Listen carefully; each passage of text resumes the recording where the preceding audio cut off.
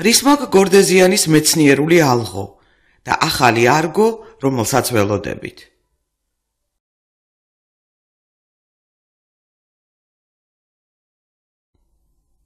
სამყაროს კულტურული ცივილიზაციის შესახებ გადმოცემები ქრისტეს შობამდე მთელ ეპოქებს მოიცავს.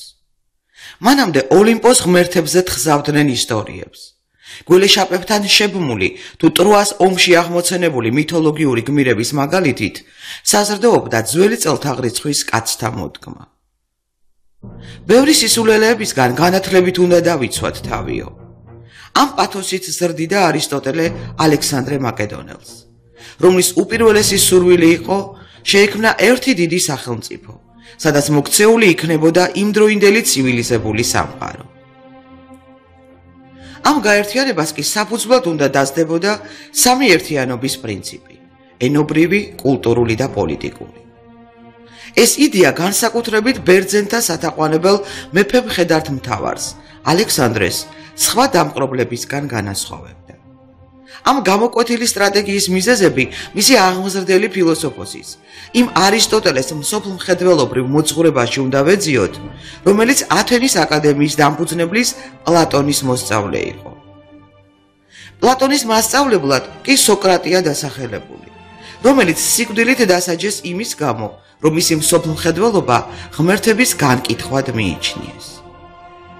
ეს სახელები და ამბები ბერძნული ცივილიზაციის იმ ეპოქის ნაწილია, როდიდანაც ანტიკური კულტურის შესახებ ვიწყებთ საუბარს. ანტიკური კულტურა ძველი ელადიდან იღებს სათავეს. შეიძლება ითქვას, რომ ევროპაში საუკუნეები ამოსირებს აზრი ბერძნების ვუნდერკინდობაზე, რომლებიც ისტორიულ ასპარეზზე გამოჩნდნენ ძველი წელთაღრიცხვის მე-11 საუკუნეებში. და უფრო ადრე არსებული პრიმიტიული საზოგადოება უეცრად გადაიყვანეს ცივილიზაციის ახალ საფეხურზე. მასწავლებელო, ამ მიწებზე ლეგენდებს რატომ ყვებიან? თუნდაც ინდოეთზე, სადაც ჰერაკლე და დიონისე იყვნენ. ყველა, ვინც აღმოსავლეთში წავიდა, თეზევსი, იასონი, აქილევსი, გამარჯვებული დაბრუნდა. ეს მითები თაობიდან თაობას გადაეცემა, ესე იგი მათში სიმართლე ცურევია, არა? ამორძალების მითში? არა, ალექსანდრე, ამ მითების მხოლოდ უბირ ხალხს ჯერა. მათ თითქმის ყველაფრის ჯერათ. ჩვენ კი ამ სისულელისგან განათლებით უნდა დავიცვათ თავი. თუ სპარსელებზე მაღლა ვდგავართ, მათზე რატომ ვერ ბატონობთ? ჩვენ ბერძნები ამ ყოველთვის აღმოსავლეთში წასვლაზე ვოცნებობდით. იმიტომ რომ აღმოსავლეთი ხალხსაც და მათ ოცნებებსაც აცამტვერებს. მასწავლებელო, აქილევსის და პატროკლეს სიყვარული ცოდვიანი და ბიწიერია? თუ მამაკაცები მნების დასაკმაყოფილებლად ერთად წვევიან, მათი სულები სრულყოფას ვერ მიაღწევენ. ისევე როგორც გრძნობათა შეუკავებლობის სხვა გამოვლენისას. მაგალითად, ეჭვიანობას დავასახელებ, მაგრამ როცა ერთმანეთისთვის ცოდნის გაზიარება უნდათ, როცა ერთმანეთს სამართლიანობას ასწავლიან, მათი სიყვარული სუფთა და ამაღლებულია. თუ კაცები ერთმანეთის სულში კეთილ კარგ გრძნობებს წარმოშობენ, ასეთ სიყვარულს სახელმწიფოთა შექმნა და ყველა ჩვენგანი ისჭაობიდან ამოთრევა შეუძლია.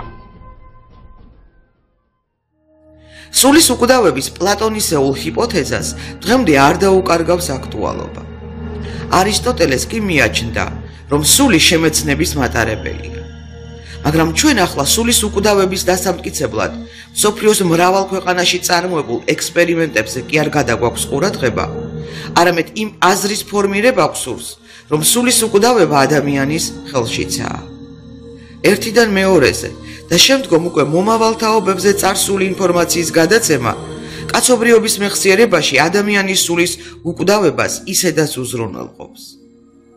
ამ კეთილ მისიას ის ილუზორული გამოვლინებაც აქვს, რომ ჩვენ იმ ეპოქაში ვიწყებთ აზრობრივ თუ მგრძნობელობით ცხოვრებას და სუნთქვას გაძლიერებული ყნოსვით, რომელ ეპოქასაც გადავწყვდებით სხვადასხვა რანგში ხსენებით. სწორედ ასეთ ადამიანს გაგაცნობთ ახლა, ვინც ანტიკური კულტურის ტრიუმფალურ პერიოდს გადასწვდა და 21 საუკუნეში მას ახალი სიცოცხლე მისცა.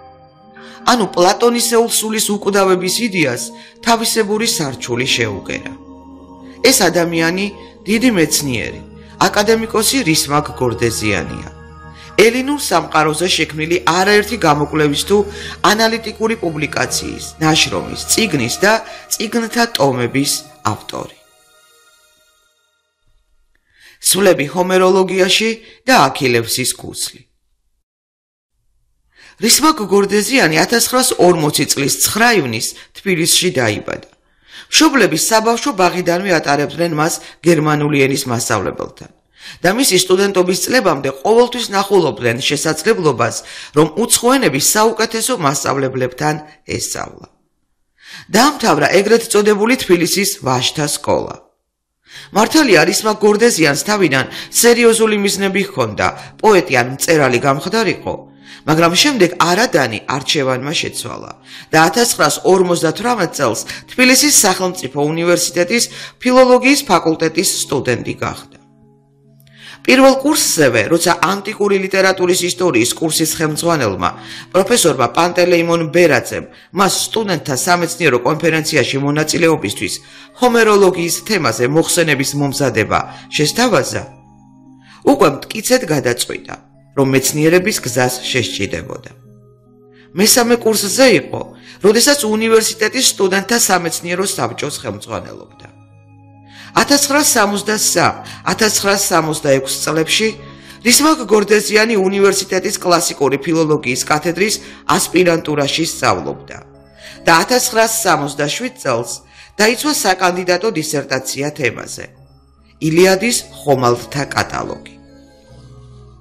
ცნობისთვის, დღემდე არსებობს მკვლევართა ნაწილის აზრი, რომლის მიხედვითაც თანამედროვე ლიტერატურის ფუძემდებლად ცნობილი ლეგენდარული ბერძენი პოეტის ჰომეროსის ილიადა და ოდისეა ერთი კაცის დაწერილი არ არის. ჰომეროსის პოემათა ერთიანობის კვლევის საკითხებით დაინტერესებული რისმაკ გორდეზიანი შემდგომშიც 1974 წელს სწორედ ჰომეროსთან დაკავშირებულ პრობლემებთან მიმართებით იცავს სადოქტორო დისერტაციას თემაზე. ჰომეროსის ეპოსის ერთიანობა და ფორმირება. კვლევაზე დაფუძნებული მყარი არგუმენტებით ქართველი მეცნიერის მტკიცებულებანი მალე მსოფლიოს ყურადღებას იმსახურებს. მე პირველმა ფაქტობრივად ვაჩვენე ილიადის სტრუქტურული სიმეტრია, რას ეფუძნება, რომ ეს ილიადის ნაწილები ერთმანეთთან არიან დაკავშირებული სტრუქტურულად. შეიძლება ითქვას, რომ მთელი ილიადის იყო მანამდე ცდები, მაგრამ მე შევეცადე მეჩვენებინა, რომ მთელი ილიადა აგებულია რა პრინციპზე. აგებულია იმ პრინციპზე, რომ ერთმანეთს სიმღერები და სიმღერების სცენები ერთმანეთს ეხმიანებიან პოემის დასაწყისში და პოემის მეორე ნაწილში. ანუ ისინი ერთმანეთთან არიან ორგანულად დაკავშირებულნი. ეს ფაქტობრივად ილიადის ერთიანობის დამტკიცების სფეროში იყო ერთ-ერთი ძალიან მძლავრი არგუმენტი, რომელიც ჩემ დასაბედნიეროდ გაიზიარეს ჰომეროლოგებმა და ჩემთვის ძალიან სასიხარულო იყო, გავიდა უკვე რამდენი წელი და სულ რაღაც რამდენიმე თვის წინ გერმანიიდან გამომიგზავნეს სტატია Frankfurter Allgemeiner არის ასეთი გაზეთი და იქ ვიღაცა წერდა, რომ აი ჰომეროსის პოემების ერთიანობაზე ყველაზე უფრო ფასეული აზრი გამოთქვეს, ასახელებდნენ ერთ მეცნიერს გერმანელს და მეორე მე ვიყავი და იყო მოხსენებული რატომ რა შემოვიტანე რა სიახლე ჰომეროლოგიაში. სერიოზულ სამეცნიერო პაექრობებში გამარჯვებულ რისმაკ გორდეზიანს სამეგობრო წრემ ეგრეთ წოდებული დისერტაციისთვის შოუ მოუწყო. მეგობართა შორის რევაზ გაჩეჩილაძემ რისმაკ გორდეზიანის დისერტაციას მხატვრულ დოკუმენტური ფილმი მიუძღვნა, რომელშიც ბოროტის პერსონაჟს ვახტანგ როდონაია ასრულებდა.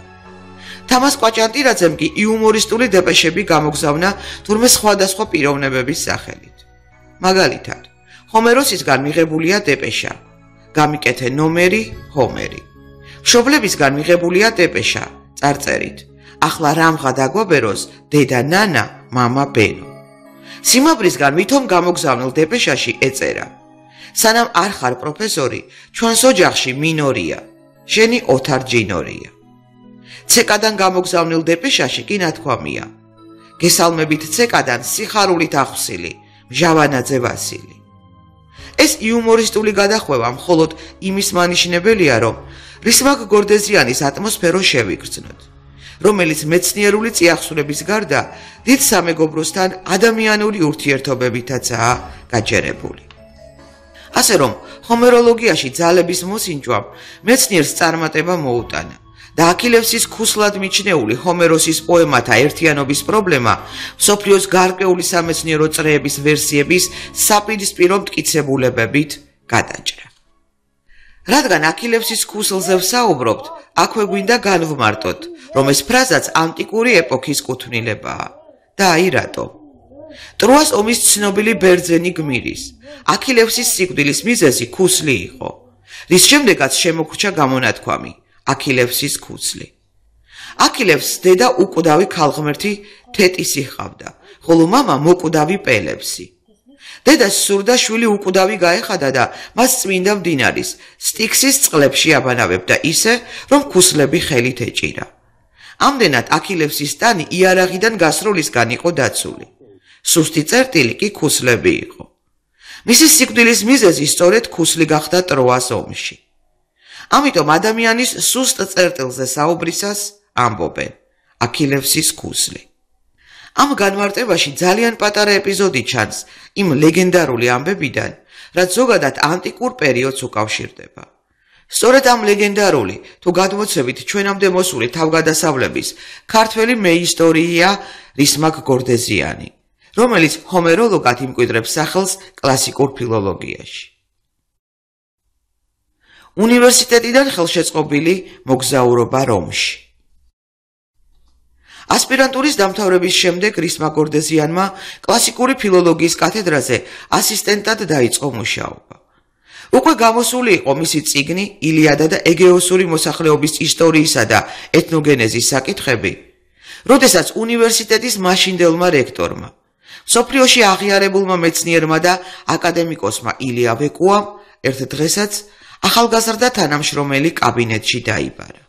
ჩემი წიგნის გამოსვლის შემდეგ უცბად მეძახიან, რომ რექტორი გიბარებს ილია ვეკუა.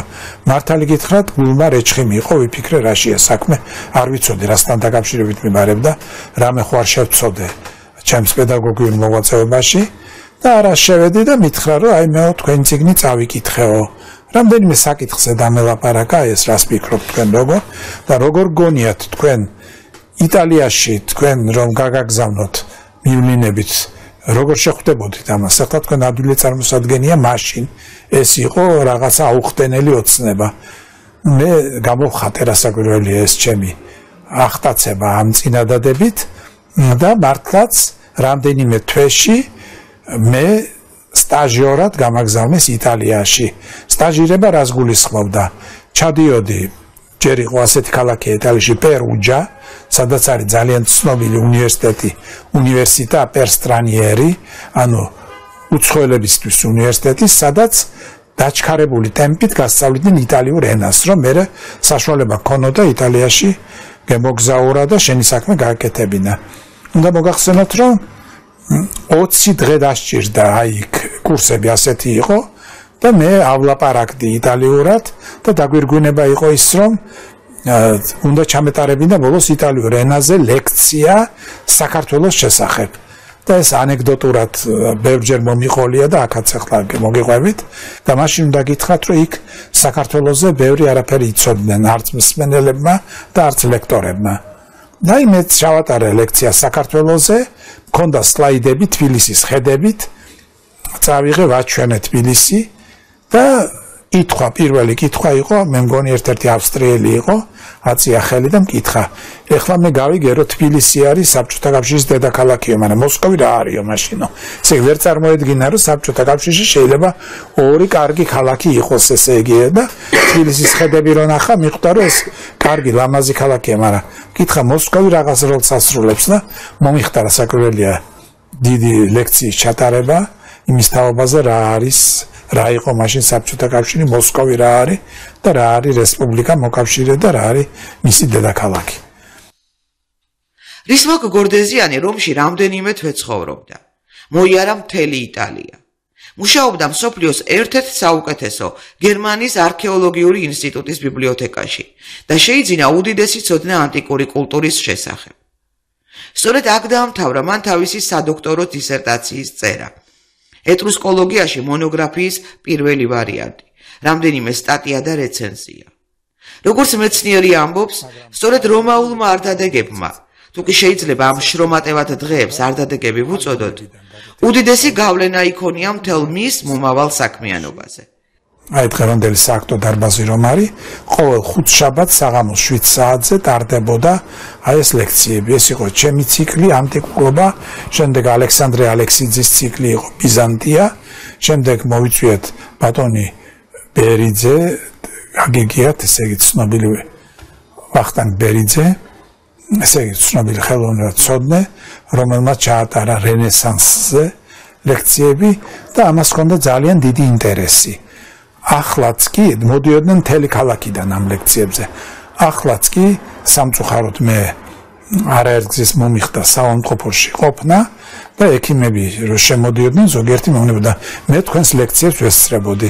მე მიგვირდა საიდან ესწრებოდნენ ესენი ექიმები. ამათთან არ მქონი არასოდეს საქმე, თურმე დადიოდნენ აი იმ ლექციებზე, საჯარო ლექციებზე და აი მათ შტაბ-ბიძგლება ჰქონდათ ჩარჩენილი, ახსოვდათ რომ ვაჩვენებდი ამ საოცარ ნიმუშებს ანტიკური ხელოვნების და ასე რომ ამ იტალიაში ყოფნა მე შეიძლება ითქვას მთელი ცხოვრების ეს მომცა რესურსი შემდეგ რომ ემუშაონა აქტიურად და შემექმნა ზოგიერთი საინტერესო წიგნი, კერძოდ ბერძნული ცივილიზაცია რომ დაიწერა იმის იმედით რომ როდესღაც დავწერა აგრეთვე რომაულ ცივილიზაციასაც, ესე იგი ეს ფაქტობრივად აი ის იმპულსები იყო, რაც მე იქ მივიღე იტალიაში. დიდი მეცნიერების გარეშე კარგი უნივერსიტეტი არ არსებობს. რადიო თავისუფლების რუბრიკაში დღიურები 2010 წელს რისმაკ გორდეზიანი მონაწილეობს და ასეთ ჩანაწერს ტოვებს. ვფიქრობთ კი ჩვენ საკმარისად საუნივერსიტეტო ცხოვრების ავკარგზე, ჩვენი მეცნიერების განვითარების გზებზე. მე არ მახსენდება ამ საკითხებზე ჩვენი პროფესორის, წამყვანი მეცნიერების მონაწილეობით ჩატარებული სერიოზული თავყრილობა უკანასკნელ წლებში. თავყრილობა კომპეტენტური მსჯელობითა და რეკომენდაციებით, მეცნიერული დისპუტით. ამ სფეროში მთელი ინიციატივა მოხელეებს, თანამდებობის პირებს დავუთმეთ. მათ კი ზოგჯერ არ უნდათ იმის გაგება, რომ სერიოზული სამეცნიერო მუშაობისა და დიდი მეცნიერების გარეშე კარგი უნივერსიტეტი არ არსებობს. ამბობს რისმაკ გორდეზიანი. მისი ნოსტალგია გასაგებია, რადგან სტუდენტობის წლებში აკაკი შანიძესთან, გიორგი ახვლედიანთან, კორნელი კეკელიძესთან, შალვა ნუცუბიძესთან, სიმონ ყაუხჩიშვილთან, ვარლამ თოფურიასთან, არნოლდ ჩიკობავასთან, ივანე ბერიტაშვილთან, ნიკოლოზ მუსხელიშვილთან და მრავალ ასეთ კორიფესთან უნივერსიტეტის დერეფნებში თუ ზოგიერთი მათგანის ლექციებზე დასწრებით მათთან ყოველდღიური შეხვედრები ახსოვს. თავად რისმაკ გორდეზიანს მეცნიერების კლასიკოსებთან ურთიერთობამ მათი მაგალითების თავისებურად გამეორების გზა დაანახა მის კარიერულ ეტაპებზე. 1967-1968 წლებში რისმაკ გორდეზიანი უნივერსიტეტის კლასიკური ფილოლოგიის კათედრის ასისტენტი იყო. 1968-1976 წლებში ამავე კათედრის დოცენტი. 1976-2006 წლებში უკვე პროფესორი. რომ ასწავლო, უნდა ისწავლო. ამ გზით ეცადა მეცნიერი მთელი ცხოვრება ერთი ეტაპიდან მეორეზე გადასვლას. პირველ მნიშვნელოვან ეტაპად რექტორ ილია ვეკუას ხელშეწყობით სპეციალური სერიის ბერძნულ-ლათინური ბიბლიოთეკის დაარსებას მიიჩნევს, რომლის ფარგლებშიც რისმაკ გორდეზიანის ხელმძღვანელობითა და მრავალი პროფესიონალი პროფესორის ჩართულობით ათეულობით ქართულად თარგმნილი წიგნი გამოიცა. ესენი იყო საფოს ლირიკა, ოვიდიუსის მეტამორფოზები, ჰორაციუსის პოეტური ხელოვნება, სოკრატეს აპოლოგია, პლუტარქეს რჩეული ბიოგრაფიები, ჰეროდოტეს ისტორია, არისტოტელეს რიტორიკა და სხვა. გარდა ელინური კულტურისა, რისმაკ გორდეზიანის მეცნიერული კვლევის საგანია ანტიკური პერიოდის კავკასია, რა თემასაც ჯერ კიდევ სტუდენტობის წლებიდან უკირკიტებდა მეცნიერი. არგონავტების თქმულება, ოქროს საწმისის მოსაპოვებლად ტროას ომამდე იასონის კოლხეთში მოგზაურობისა და შემდეგ მედიას შვილების დახოცვის მითოლოგიური ისტორია მკვლევარის ქართულ ხერხემალს ძაბავს და ეს მძაფრი შეგრძნებები მას მყარი მეცნიერული არგუმენტების დამუშავებაში ეხმარება. არგონავტების ლაშქრობა, პირველი ეგრეთ წოდებული შორეული ლაშქრობა ევროპიდან აღმოსავლეთში შედგა სწორედ კოლხეთში და ასევე პრომეთე, მიჯაჭვული პრომეთე, მასთან დაკავშირებით კავკასიონის ქედის შემოტანა ბერძნულ აზროვნებაში. ასევე ყველა ძირითადი კოლხი პერსონაჟის, რომელიც დაკავშირებულია ამასთან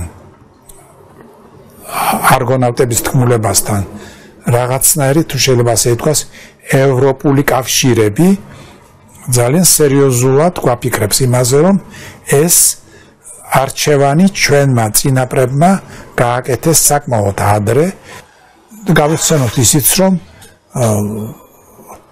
ელინისტური ეპოქის ისეთი პოეტი ცნობილი როგორც კალიმაქოსი იყო, ასე ცნობას გადმოგცემს, რომ კოლხი მდევარი რომ იზდევდა იმას არგოს დუნაიში შენავდნენ და აი დუნაიდან შემდეგ გადავიდნენ კოლხები ადრიატიკის ზღვაში და იქ დაარსეს ქალაქები, კოლხური ქალაქები, მათ შორის პოლა, რომელიც დღესაც არის.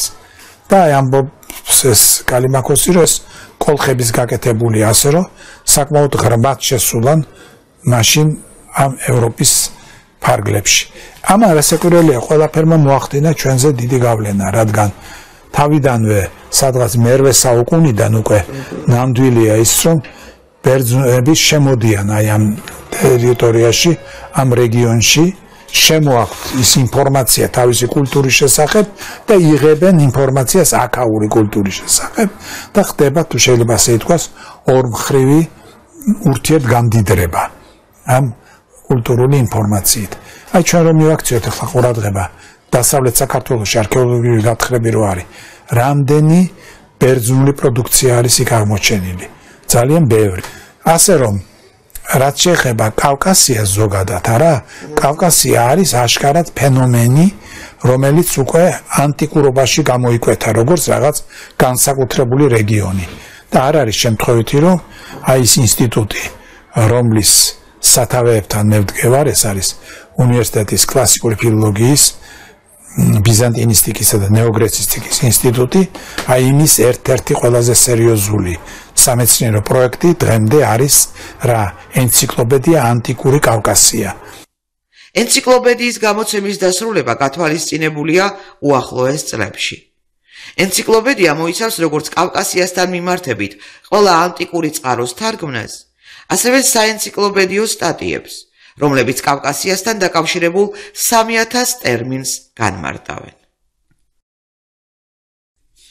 რა მეცნიერული არგუმენტებით შევა რისმაკ გორდეზიანი საქართველოს ისტორიაში განსაკუთრებული აქცენტირებით. რისმაკ გორდეზიანი თავისი მეცნიერული არგუმენტებით, რაზეც წლებია მუშაობს, პოლემიკაში შედის ისეთ დიდ ქართველ მეცნიერთან, როგორიცაა თამაზ გამყრელიძე. საკითხი ეხება წინაბერძნულ ქართველურ ურთიერთობებს, რისი ხაზის გაგრძელებასაც რისმაკ გორდეზიანი ქართული ენის წარმომავლობას უკავშირებს. არადა ასეთივე ფუნდამენტური ნაშრომი აქვს შექმნილი აკადემიკოს თამაზ გამყრელიძეს, რომლის კვლევამაც მსოფლიოს წამყვან ლინგვისტთა, ისტორიკოსთა, არქეოლოგთა, ეთნოგრაფთა და სხვათა დიდი გამოხმაურება ჰპოვა. დასავლეთის მეცნიერება გლოტალური თეორიის სახელით იცნობს გამყრელიძის ახალ იდეას, რომელიც არსებითად ცვლის მეცნიერულ თვალსაზრისს ინდოევროპულ ენათა ისტორიასა და განვითარებაზე. საქართველოშიც მეცნიერთა გარკვეული ნაწილი მიიჩნევს, რომ თამაზ გამყრელიძის თეორია მნიშვნელოვან ტიპოლოგიურ და მასალობრივ ჩვენებას წარმოადგენს ინდოევროპული ენების ქართველურ ენებთან ნათესაობის შესახებაც.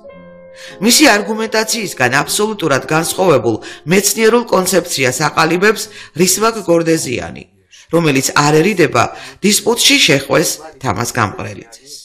რისმაკ გორდეზიანის ყველაზე დიდი სფერო ეს არის რა, წინაბერძნულ ქართველური ურთიერთობები, მედიტერანულ ქართველური ურთიერთობები.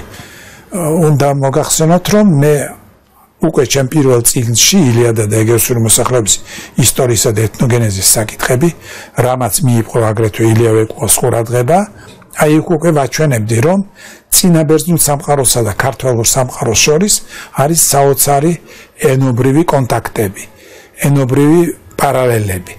და მაშინ მას ვარქმევდი ენობრივ პარალელებს. დავწერე გერმანულადაც ამაზე სტატია, გამოქვეყნდა გერმანიაში, ჰაინც ფენრიხი თქვენ იცით, ცნობილი ქართველოლოგი, იგი გამოსცემდა ჟურნალ სპეციალურს და გამოქვეყნდა იქ ეს სტატია და ამ სტატიით დაინტერესება გამოთქვა ძალიან ცნობილმა მეცნიერმა ფურნემ იყო, რომელიც იყო ამ წინაბერძნული ენებრივი სფეროს ძალიან ცნობილი სპეციალისტი. და მან გამოაქვეყნა პირველი ნაშრომი ქართველურ წინაბერძნულ მიმართებებზე. იგი უფრო შორს წავიდა, ამბობდა, რომ ჩემი ინსპირაციის წყარო იყო სტატია გორდეზიანის, რომელიც მე წავიკითხე და რომელმაც მე აღმიძრა სურვილი, რომ ამ მიმართულებით მეწარმოებინა მუშაობა. და იგი, ესე იგი, შემდეგ თუ შეიძლება ასე ვთქვათ, ჩემი და მისი მუშაობა წარიმართა პარალელურ რეჟიმში. მე ჯერ გამოვეცი წიგნი წინაბერძნული და ქართველური, ეს იყო 80-იან წლებში, მანამდე გამოვეცი წიგნი ეტრუსკული და ქართველური და აი შემდეგ უკვე აი ახლა 2007 წლიდან დაიწყო და გამოვიდა 2008 წელში დასრულდა ჩემი 4 ტომეული მედიტერანულ ქართველური მიმართებები, რომელიც პირველი ტომი ეძღვნება მედიტერანულ მიმართებებს შუმერულთან და სხვა მედიტერანულ მკვდარ ენებთან ქართველურის და მეორე ტომი მთლიანად ეთმობა წინაბერძნულს. ადრე იყო ასეთი აზრი, რომ წინაბერძნული არის ინდოევროპული. ანუ არ არის იგი არც ქართველური, არც კავკასიური, არის ინდოევროპული. ფაქტობრივად შემოტრიალება ამ მიმართულებით ქართველი მეცნიერების დიდი დამსახურებაა, იყო ცალკეული ასეთი სტატიები გამოდიოდა, მაგრამ ისე რომ მონოგრაფიები მიეწვლა ამ საკითხისთვის, ფაქტიურად პირველად მოხდა აი ჩემს ნაშრომებში, ამ 4 ტომეულში.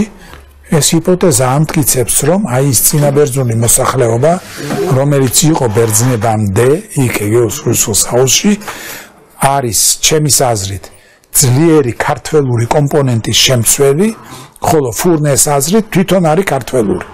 თამაზ გამყრელიძე არის ჩემთვის ძალიან, ასე ვთქვათ, საინტერესო მეცნიერი რამ ხრივ, რომ მე ვფიქრობ საქართველოში ასეთი ერუდიციის მქონე მეცნიერი ჩვენ სხვა არ გვყავს ჰუმანიტარულ დარგებში რომ მქონდეს. და მიუხედავად ამისა, თამაზ გამყრელიძის თვალსაზრისის საპირისპიროდ მე მქონდა ეს თვალსაზრისი, თამაზი თავის დროზე მომხრე იყო იმის, რომ ის წინაბერძნული მართლაც ინდოევროპული არის, შემდეგ უკვე იგი ფაქტიურად ჩემს ნაშრომებს გაეცნო და მე ძალიან ვაფასებ, რომ იგი იყო ჩემი ორივე დისერტაციის ოპონენტი და ორივე შემთხვევაში ძალიან მაღალი შეფასება მისცა ჩემს ნაშრომებს, მაგრამ ეს იმას არ ნიშნავს, რომ მან აზრი შეიცვალა, ის შეიძლება თავის აზრზე დარჩა, მაგრამ დისკუსია ქონია მე და ბატონ თამას ზოგჯერ ისეთი, რომ ჩვენი კათედრა მაშინ იყო მე-6 კორპუსში, აი სადაც არის კინო ჟურნალისტიკის კინო ტელელაბორატორია, სადაც არის და ესე იგი იქ ის ჩვენი დისკუსიის შინაარს ისმოდა ქუჩაში და ვიღაცა შემოვიდა სპეციალურად რა იყო რაშია საქმე, შენ და თამაზ გამყრელიძე რაზე კამათობთ ასე მწვავეთო, ესე იგი რაღაცა ელემენტები ჩვენი დისკუსიის ამოგვიტანა იქა, რომ აი ეს რას ნიშნავს, რას ასე რომ დისკუსია აქაც მქონია და მქონია სხვა შორის საზღვარგარეთაც.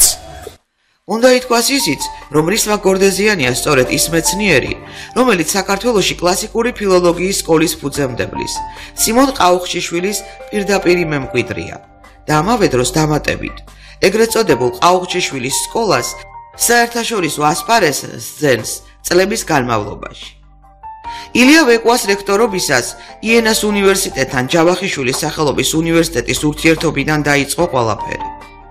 იენელები და დასავლეთ გერმანიიდან მეცნიერები ერთმანეთს ხვდებოდნენ სწორედ თბილისში და აი შემდგომ უკვე ჰაიდელბერგში საჯარო ლექციებს ატარებს რისმაკ გორდეზიანი და ანციფრებს გერმანელებს, რომლებსაც მაშინ საქართველოზე ისეთი წარმოდგენა ჰქონდათ, როგორც ველურ ქვეყანაზე. ასე თანდათან მოხდა გარღვევა საერთაშორისო ასპარეზზე და სიმონ ყაუხჩიშვილის, გრიგოლ წერეთლის მიერ დატოვებულმა სკოლამ ახალ სიმაღლეს მიაღწია. უნივერსიტეტის პარტკომობა, ლაქა თუ საკუთარი სიმართლე. როდესაც საბჭოთა ეპოქაში 1978 წელს ქართულ ენას სახელმწიფო ენად დარჩენის საფრთხე დაემუქრა კონსტიტუციაში შესაბამისი მუხლის შესაძლო ცვლილების სახით, იმ პერიოდში რისმაკ გორდეზიანი კომუნისტური პარტიის წევრი იყო და უნივერსიტეტში პარტკომის მოვალეობას ასრულებდა. ეს მაშინდელი საქართველოს ხელისუფლების სტილი და მიმართულება იყო, რომ სახელგანთქმული მეცნიერები თავის სამსახურში ჩაეყენებინა. ეს ნაბიჯი ზოგს რისმაკ გორდეზიანის ცხოვრებისეულ ლაქად მიაჩნია. თუმცა მეცნიერს თავისი სიმართლე აქვს იმ პერიპეტიებისას, რაც უნივერსიტეტმა გამოიარა მისი პარტკომობის დროს. აღიარებ ნამდვილად, რომ ვიყავი უნივერსიტეტის პარტიული კომიტეტის მდივანი, რომელსაც საკმაოდ ესეთი ჰქონდა პარტიულ წრეებში, საკმაოდ ესეთი კარგი აღიარება და მაშინ იმ პერიოდში მე ყველანაირად შევეცადე, რომ უნივერსიტეტის ღირსება შენარჩუნებული ყოფილიყოს. ეხლა რაც შეეხება 78 წლის ამბებს, მე ვფიქრობ, რომ ყველაზე მართებული პასუხი გასცა ედუარდ შევარდნაძემ აი ამ თავის მემუარებში, როდესაც ის იხსენებს და იქ მან თქვა, რა როლი მიმიწვოდა მე იმაში, რაც შემდეგ დადგა შედეგი, რომ დარჩა ეს ენა და როგორი იყო სწორედ იმიტომ, რომ მას ედავებოდა იმაზე, რომ შენმა პარტკომებმა მოაწყეს ყველაფერი ესაო.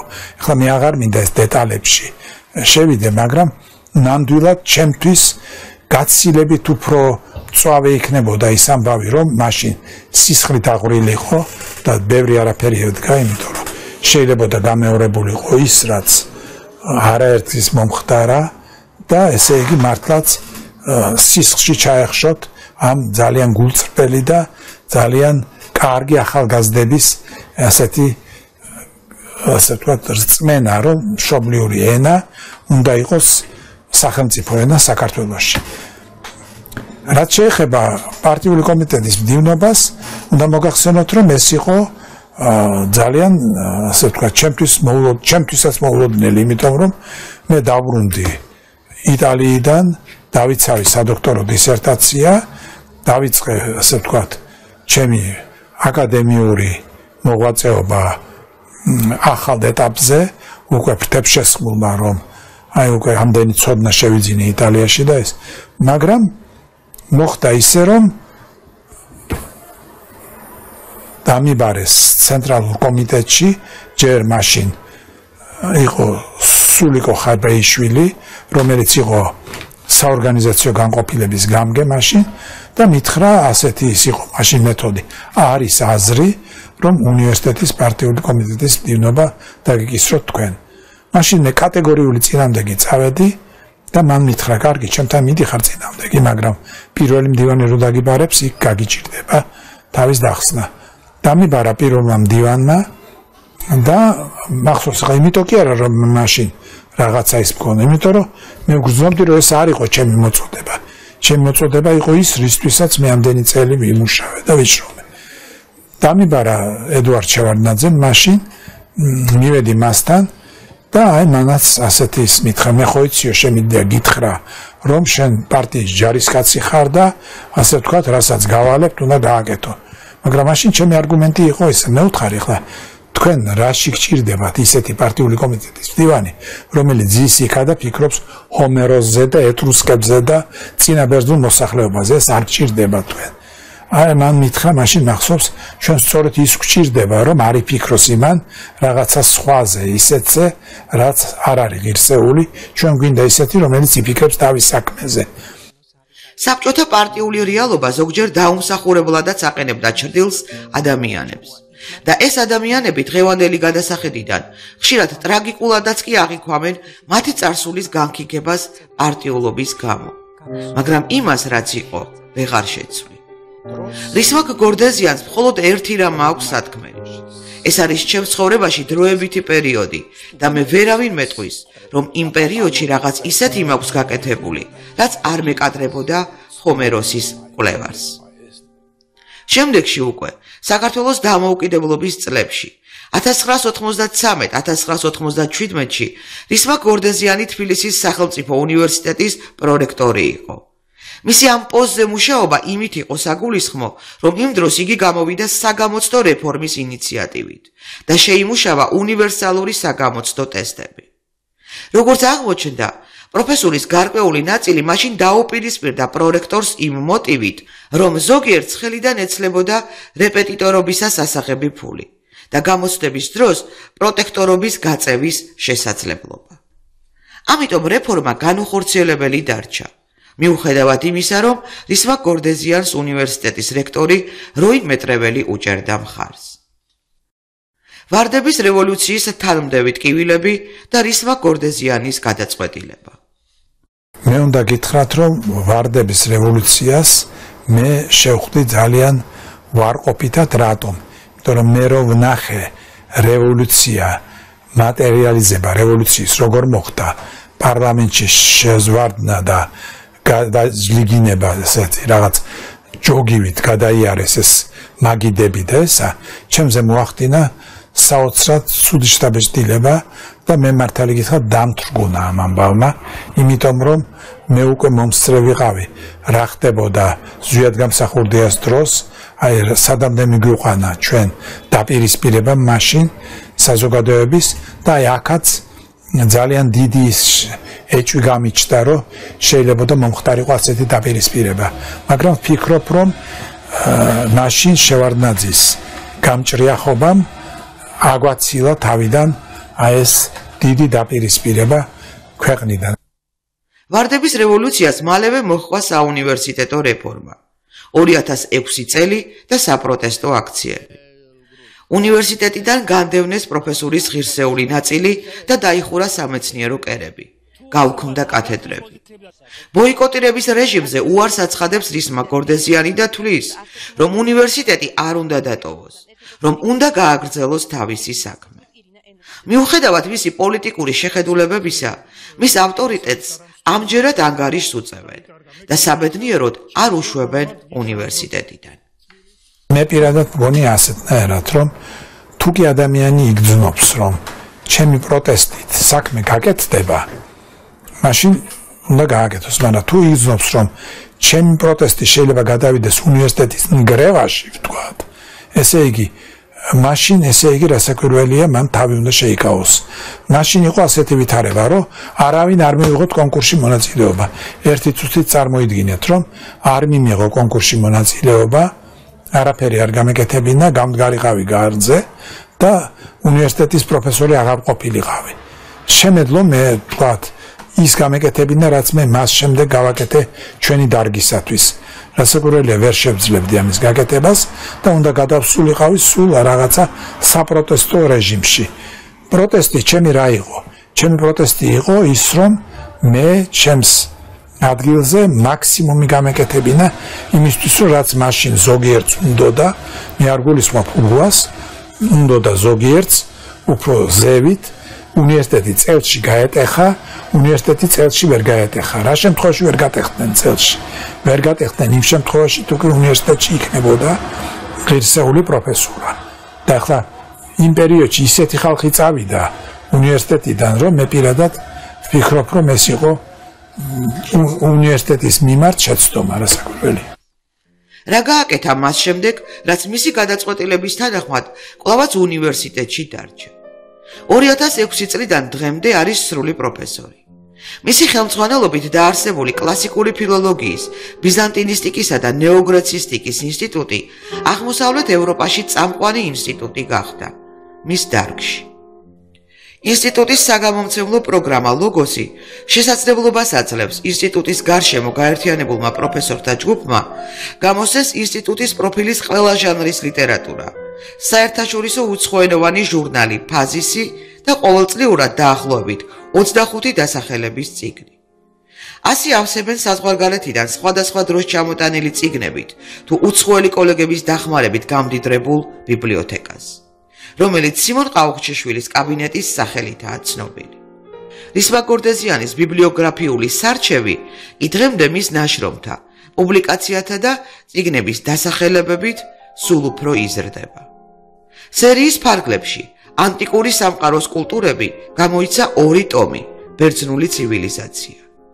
დიდი ინტერესის გამო განმეორებით განვრცობილი და გადამუშავებული ამავე სახელწოდების გამოცემა გავრცელდა 2019 წელს. წელს გამოდის ბერძნული ცივილიზაციის მესამე ტომი. მისი ხელმძღვანელობით დაიბეჭდა სერიის ბერძნული მითების სამყარო 10 წიგნად, რომელთა შორის რისმა გორდეზიანი 3 წიგნის ავტორია. უკანასკნელ წლებში ასევე გამოიცა წიგნი ინოვაცია, ფორმალიზმი, ავანგარდი ანტიკურ ლიტერატურაში. რისმა გორდეზიანი ავტორია 200-ზე მეტი სამეცნიერო ნაშრომისა, რომელიც გამოქვეყნებულია საქართველოში, გერმანიაში, რუსეთში, საბერძნეთში, უნგრეთში, პოლონეთში, უკრაინაში. საბოლოოდ კი მისი სამეცნიერო აქტივობის სფერო ასე განისაზღვრა: ანტიკური ლიტერატურის ისტორია, ბერძნული ცივილიზაციის ისტორია, ბერძნული მითოლოგია, ჰომეროლოგია, ბერძნული ენათმეცნიერება, ეგეისტიკა, მედიტერანულ-ქართველური მიმართებები, ბერძნულ-რომაულ-ქართული ურთიერთობები. რისმა გორდეზიანი 2013 წელს აირჩიეს საქართველოს მეცნიერებათა ეროვნული აკადემიის აკადემიკოსად.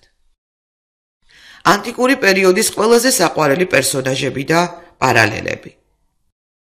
ანტიკურობის პერსონაჟების მიმართ ჩემი დამოკიდებულება არის იმდენად დიფერენცირებული, რამდენადაც თვითონ ეს პერსონაჟები არიან დიფერენცირებული. მაგალითად, ბუნებრივია, რომ ნერონის მიმართ მე ვერ მექნება რაღაც სიმპათიებით გამსჭვალული დამოკიდებულება, მაგრამ მაქს საოცრად ესეთი სიმპათიით ვარ განწყობილი პერიკლესის მიმართ, რომელიც არის ათენის დემოკრატიის მამა. და ასე ვთქვათ, მიმაჩნია, რომ ეს იყო ერთ-ერთი უბრძენესი ადამიანი. ასევე ჩემი განსაკუთრებული სიყვარული დაიმსახურა მე ვგულისხმობ რეალურ პერსონაჟს კი არა, პიროვნებას პლატონმა უკანასკნელ ხანებში ძალიან სერიოზულად ვარ გატაცებული პლატონის ნაშრომების, პლატონის დიალოგების კვლევით და მე ვფიქრობ, რომ ეს იყო ესე იგი ერთ-ერთი უდიდესი მოაზროვნე. ახლა მე ვფიქრობ, არაფერს არ ნიშნავს.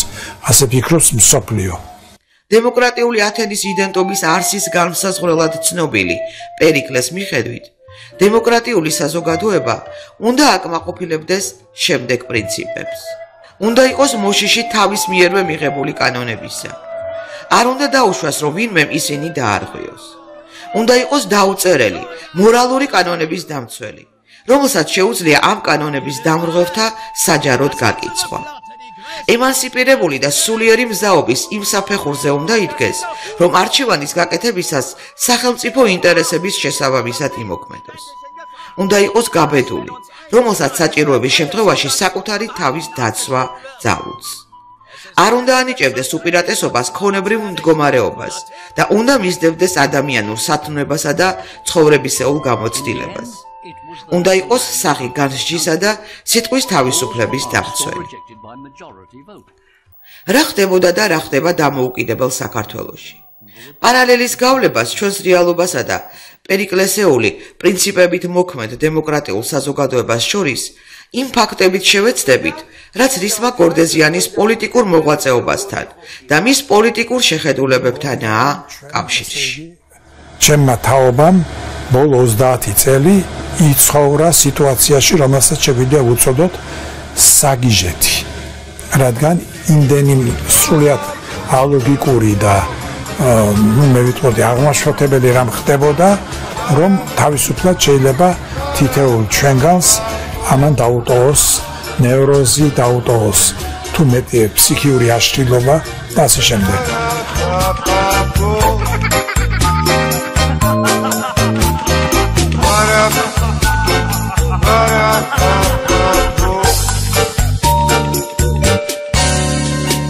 მიცა ჩვენი უსაშველოდ დაღლილია, ტყუილია.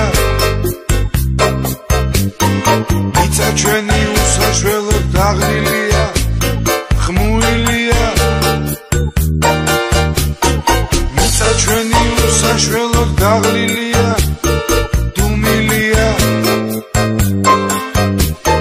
მიწა ჩვენი უსაშველოდ დაღლილია სტუმსილია ახლა რაც შეეხება პოლიტიკასთან ჩემ დამოკიდებულებას მე საკმაოდ აქტიური ვიყავი პოლიტიკაში ვიყავი სხვათა შორის არა მარტო ვიყავი უმაღლესი საბჭოს დეპუტატიც თავის დროზე აი სწორედ მაშინ როდესაც აი ეს გიჟობა დაიწყო რომ ერთი ასე ვთქვათ ხელისუფლება იძახდა რომ იყოს რაღაცა რაოდენობა დეპუტატების 150 თუ არ ვცდები და ზვიად გამსახურდიას პარტია იძახდა რომ იყოს 105 მე მგონი ასე იყო და როდესაც აი ორი ციფრის მომხრეები და მოწინააღმდეგეები ისტერიკამდე მიდიოდნენ არ დამავიწყდება ზვიად გამსახურდია ძალიან ახლოს ვიყავით მე და ზვიად გამსახურდია ერთმანეთთან ვართ ახლა პარლამენტის შენობაში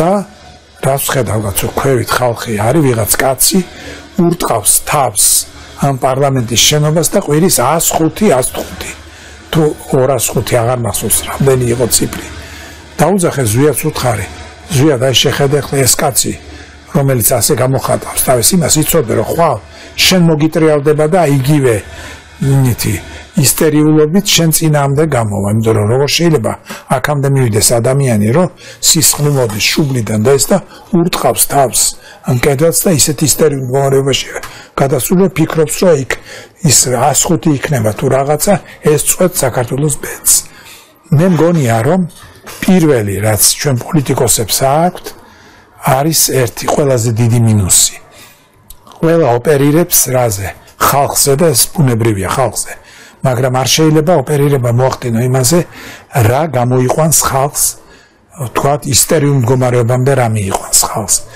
რა აღზრავს ხალხში რაღაც ატავისტურ გრძნობებს რა აღზრავს ხალხში მგრევის მტრევის გრძნობებს იმიტომ რომ ეს ქვეყანას ანგრევს და ახლა სამწუხაროდ ახლა მე ჩემზე მართალ გითხრათ ყველაზე უფრო ცუდად მოქმედებს რა როდესაც მართლაც აი რაღაც გრევის სტიქით შეპყრობილი ადამიანები მოდიან და ყვირიან ესეთ საქართველო იმიტომ რომ გრძნობ რომ ამ ხალხს ხელიდან შეიძლება ეს საქართველო გამოეცალოს ესე იგი ამ რაღაცა ასეთი დამოკიდებულებით კვაზი ისტერიული დამოკიდებულებით რასაკვირველია ეს იმას არნიშნავს რომ პროტესტი არ უნდა იყოს უნდა იყოს პროტესტიც უნდა იყოს დისკუსიაც კამათიც მაგრამ ეს ყველაფერი უნდა იყოს იმ დონეზე რომ ქვეყანა არ ჩამოინგრეს და აი ხო რაღაცა ნაწილი პოლიტიკოსების მე მგონია რომ ფიქრობს ასეთნაირად რომ მე თუ არ ვიქნები ნურაფერი მოიქნება ესე იგი თავარია ვიყო მე და ეს ჩემთვის არის ყოვლად მიუღებელი დრონი იცვლებიან და ჩვენც ვიცვლებით მათში ეს ცნობილი სენტენცია სავსებით მიესადაგება ჩემს თაობას რომელმაც სწრაფად გაიარა გზა ათეიზმიდან მორწმუნეობამდე საბჭოურიდან ევროპულ იდენტობამდე პროლეტარული ინტერნაციონალიზმიდან ლოკალურ პატრიოტიზმამდე კომუნისტური იდეოლოგიის აპოლოგეტობიდან მის განქიქებამდე რუსეთთან ჩახუტებიდან მასთან დაპირისპირებამდე როგორ განსხვავდება მსგავს საკითხებზე ღრმა და ხშირი დისკუსიებით ცნობილი ანტიკურობისგან ჩვენი ქართული სინამდვილე წერს რისმა გორდეზიანი თავისი მონოგრაფიის წიგნში რამდენიმე ავტობიოგრაფიული ესკიზი მისი პოლიტიკური შეფასებები საყურადღებოა იმდენად რამდენადაც ჩვენს პოლიტიკურ სივრცეს დღეს აშკარად აკლია მრავლის მომსწრე და მნახველი გამოცდილებით დატვირთული მეცნიერების რეკომენდაციები და აი დღევანდელი პოლიტიკური რეალიების აქტიური მეთვალყურე რისმაკ გორდეზიანი გვაფრთხილებს რომ არ შევტოპოთ დემოკრატიის იმ უკიდურესობაში საიდანაც თვალუწვდენელ ავთვისებიან პოლიტიკურ ფორმაციად იშლება ოხლოკრატია უნდა გითხრათ რომ დემოკრატიის მიმართ ანტიკურ საბერძნეთში მიუხედავად იმას რომ ათენში იყო ეს დემოკრატია იყო ძალიან ვარყოფითი დამოკიდებულება და რატო იმიტომ რომ იქ ყველაზე უფრო განსაკუთრებით ფილოსოფოსები ამბობდნენ რომ სახიფათო რა არის რომ არის ერთი პოლიტიკური სისტემა რომელსაც აქვს თავისი უკიდურესობები. აი რაღაცა პოლიტიკური სისტემა არის, რომელიც ამბობს, რომ ყველაფერი თანაბრად უნდა განაწილდეს, კონდეს ხალხს. და ეს ამის აბსურდამდე შეიძლება მივიდეს, თუ ამის მოახდენ აბსოლუტურ რეალიზაციას ამ იდეისა, იმიტომ რომ იგი იყოს სრულ აბსურდამდე და გენიალური აქვს.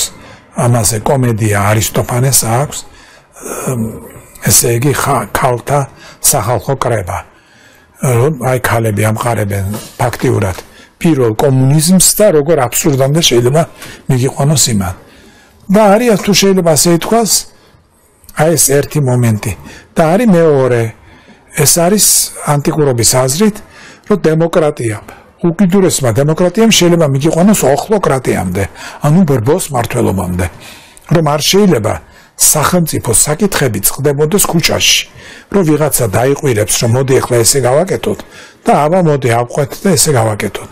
იმიტომ რომ სახელმწიფო საკითხები, განსაკუთრებით საერთაშორისო ურთიერთობები, ეს არის ძალიან გრძნობიარე საკითხი და ამან შეიძლება ქვეყანას ძალიან ბევრი სიავე მოუტანოს.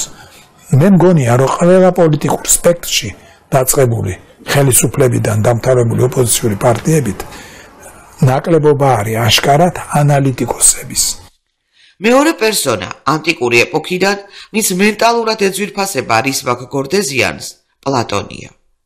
მე პლატონზე დიახ პატარა ბროშურა გამოვეცი, ეს არის პლატონის მოძღვრება უახლესი სამეცნიერო ჰიპოთეზების კონტექსტში.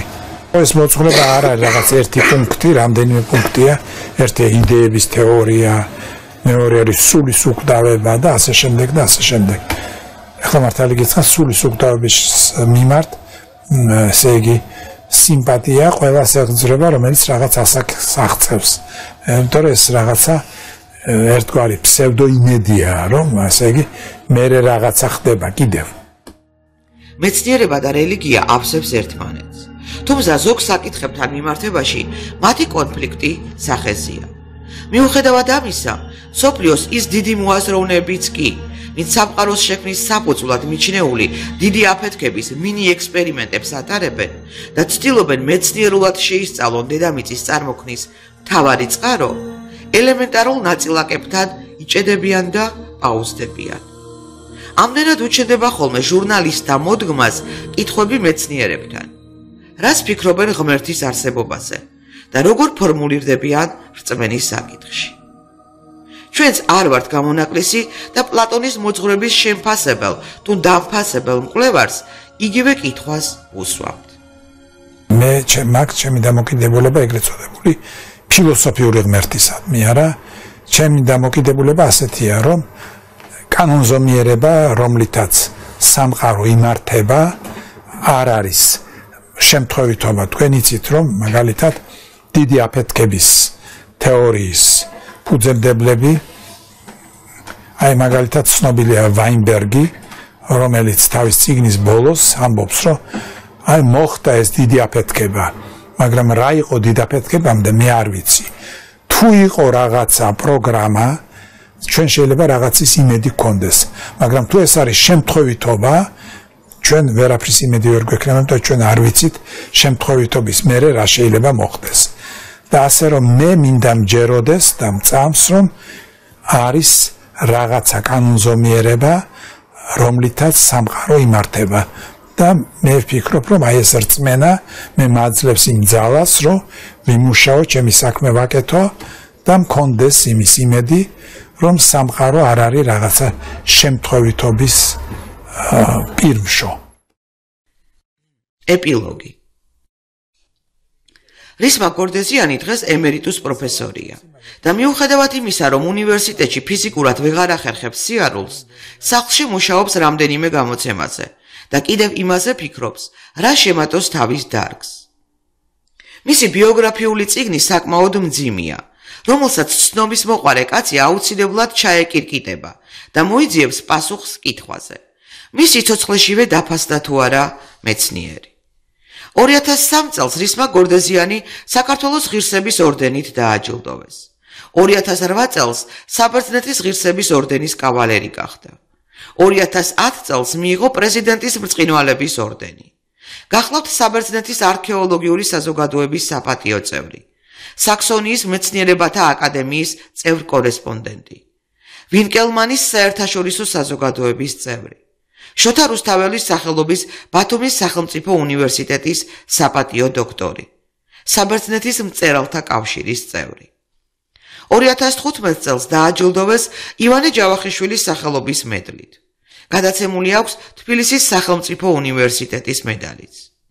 უნივერსიტეტის დღევანდელი რექტორი საგონებელშია ჩავარდნილი, როგორ აღნიშნოს უნივერსიტეტმა რისმა გორდეზიანის 80 წლის იუბილე და კიდევ რით დააჯილდოვოს მეცნიერი, რომელმაც მთელი ცხოვრება არ დაიშურა ძალისხმევა იმისთვის, რომ ძველ, მაგრამ მუდამ ახალგაზრდა დარგს, კლასიკურ ფილოლოგიას, საქართველოში მყარი პოზიციები ჰქონოდა. მე იმ თაობას ვეკუთვნი, რომელიც მეტწილად ქარმა უკვე მიმოაბნია. დასძენს რისმა გორდეზიანი, რომელსაც საყვარელი, მაგრამ ამავე დროს გადამხლელი შრომატევადი საქმიანობის შემდეგ გული ყოველთვის სახლისკენ მიუწევს. იქ მას მშვიდი და მზრუნველობით გამთბარი გარემო ელოდება. პროფესორ რისმა გორდეზიანის ოჯახში ყველა მეცნიერია. მეუღლე ლია ჯინორია სიმონ ყაუხჩიშვილის შვილიშვილი, აკადემიკოს თინა ყაუხჩიშვილისა და პროფესორ ოთარ ჯინორიას შვილია. წლების განმავლობაში ისიც ახალგაზრდების აღზრდის საქმეს ემსახურებოდა. მაგრამ როგორც რისმა გორდეზიანი აღნიშნავს, ქალბატონი ლიას ყველაზე დიდი საქმე ოჯახის წევრებისთვის კომფორტული სამეცნიერო გარემოს შექმნა იყო და დღემდე მთელი ოჯახის სიმძიმეს ეზიდება. ასეთ ოჯახში შვილიც კარგი იზრდება და შვილიშვილიც. ლევან გორდეზიანი ჯავახიშვილის სახელობის უნივერსიტეტის პროფესორია. ხოლო შვილიშვილმა ლია გორდეზიანმა სორბონას უნივერსიტეტში ახლახან დაიცვა სადოქტორო დისერტაცია. არის ლიტერატურათმცოდნე, რომელიც დაინტერესებულია ანტიკური და რენესანსული ლიტერატურების კვლევით. აგრძელებს ბაბუას ხაზს. ჩემი შვილიშვილი არის ჩემი სიამაყე. მახსოვს, ერთხელ შვილიშვილისადმი ჩემი განსაკუთრებული სიყვარულის გამოვლენით ოდნავ გაოცებულმა ლევანმა ხუმრობა ნარევი საყვედურით ისიც კი მითხრა: მამა, მე სანამ ჰომეროსზე არ დაგელაპარაკე, ზედ არ შემომხედე და ამ ბავშვზე რამ გადაგრიაო. მას ვეთყვი იმას, რომ არასოდეს არ დაკმაყოფილდეს რაღაცა მიღწეულით და სულ იყურებოდეს წინ და ახლა ეს ვეთყვი კი არა, ვეუბნები და ჩათვალეთ, რომ ეს არის ჩემი ანდერძიც და ჩემი სურვილიც და ჩემი ოცნებაც, რომ მან ერთ წარმატებას უნდა მოაყოლოს მეორე წარმატება და ეს წარმატება არის რა? უნდა თვითონ გაიზარდოს და წავიდეს წინ და რაც მთავარია, თავისი წინ წასვლით მარტო ეს ინდივიდუალურიც კი არ უნდა დაიკმაყოფილოს თავისი, გააკეთოს საქმე, რომელსაც ქვია ეროვნული საქმე, ანუ ქართული მეცნიერების პროგრესის საქმე. ბუასტის უთქვამს, მტრისგან მოყენებული უდიდესი ბოროტება ის არის, რომ იგი ჩვენს გულს სიძულვილს აჩვევსო. ამ ფრაზას მითოლოგიურ მედიასთან, შვილების მკვლელ დედად ცნობილ კოლხ ქალთან კავშირი აქვს. მაგისტრანტებთან სერიოზული დისკუსიებისას რისმა გორდეზიან ხშირად უხდებოდა იმის ახსნა, თუ რა იქნებოდა უკეთესი. მედია ჩვეულებრივ ეჭვიან, თუმცა შვილების ვერ გამმეტებელ პერსონაჟად გამოეყვანა ევრიპიდეს, თუ თავისი ინოვაციით მსოფლიო ლიტერატურის ყველაზე პოპულარულ სახედ ექცია. განა მედიას ესოდენ პოპულარობას მხოლოდ საკუთარი შვილების დახოცვა განაპირობებს?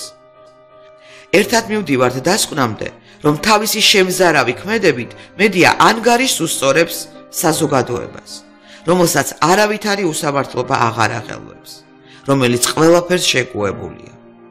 მხოლოდ მედიას ამგვარ საქციელს შეუძლია ამ საზოგადოების შეჯანჯღარება, იმაზე დაფიქრება, თუ რატომ მოხდა ეს ყოველივე.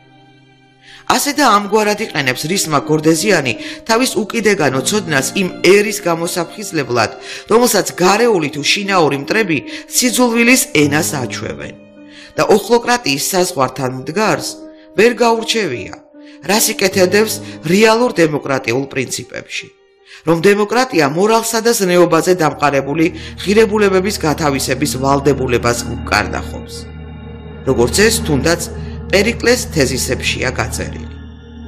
მაგრამ ეს ყველაფერი ჯერ უნდა იცოდე. უნდა ისწავლო, რათა ასწავლო. ამ პრინციპზე მდგარი რისმა გორდეზიანის მსგავსი მეცნიერებისგან, თუ კი ახლა მაინც ვისწავლით რაიმეს, კულტურული ცივილიზაციის პირობებში ახალი ნიშნებით აღჭურვილი არგო ისევ საქართველოსკენ გამოემართება.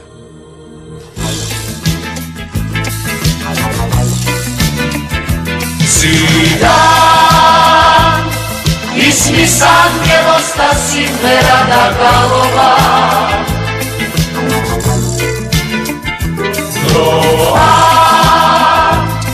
Droa serca kolodarno blagoslavova. Zadak miloce, vede trebi hvela sminda salocas. Zadak miloce, vede trebi hvela sminda salocas.